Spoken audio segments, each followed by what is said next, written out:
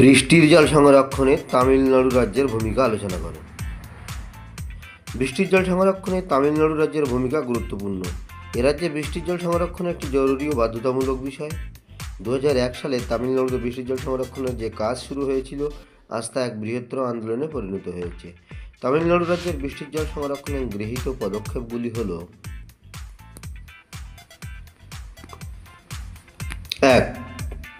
Tamil Nadu district municipal act 1920 পরিমার্জন করে সমস্ত নতুন পাকা বাড়ির কাঠামো বৃষ্টির জল সংরক্ষণের উপযুক্তভাবে তৈরি করা বাধ্যতামূলক করা হয়েছে।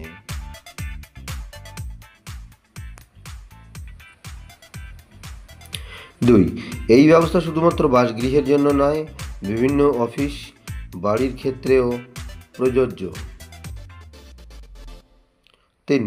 এই রাজ্যে 243টি জলাশয় পুনরুদ্ধার করে জল সংরক্ষণের জন্য 2013 থেকে 14 সালে 561টি প্রকল্প অপসারণ, বাঁধ দৃঢ় করা, সুইচ গেটের কাজ নেওয়া হয়েছে।